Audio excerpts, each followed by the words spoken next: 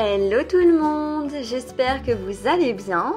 Aujourd'hui je vous propose la recette d'un cake express goût café noisette. Vous allez voir, c'est super simple à réaliser et c'est une recette plutôt saine. Je vous propose également de faire un glaçage sur le dessus, pareil avec très peu d'ingrédients et ça reste quelque chose de sain.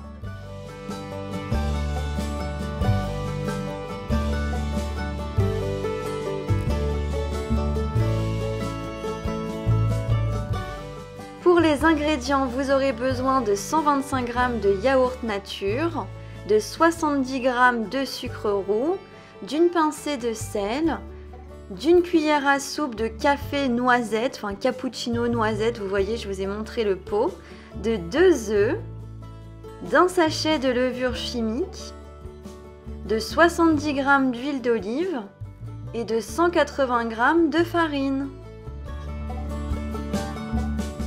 On commence par préchauffer le four à 180 degrés et dans un saladier, on va casser les 2 œufs, puis ajouter le yaourt nature, le sucre roux, la farine et la levure chimique. Vous pouvez mélanger à cette étape de la recette, c'est comme vous voulez. Et puis ensuite, on va ajouter une pincée de sel, 2 cuillères à café ou une cuillère à soupe de café noisette et les 70 g d'huile. Et on va bien mélanger tout ça pour obtenir une pâte homogène. Ensuite, dans un moule à cake recouvert d'un papier sulfurisé, on va verser notre préparation. Donc vous la répartissez bien partout. Et puis je vais couper également l'excédent de papier sulfurisé pour pas que ça gêne pendant la cuisson.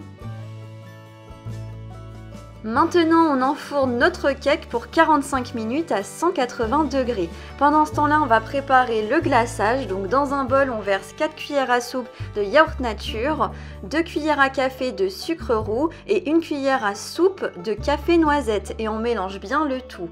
Vous allez obtenir une texture assez homogène que l'on va placer au frigo le temps du reste de la cuisson. Maintenant que notre cake est prêt, on va le laisser refroidir avant de pouvoir appliquer sur le dessus notre glaçage.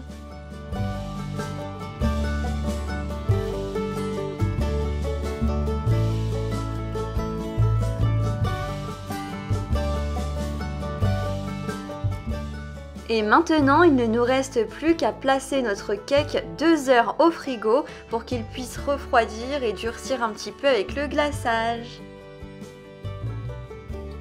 Et voilà le résultat, un délicieux cake moelleux au café noisette. Franchement, c'est super bon. Je vous conseille de tester cette recette. Elle est toute simple à réaliser. On n'a pas besoin de beaucoup d'ingrédients. Et franchement, je vous assure que vous allez vous régaler.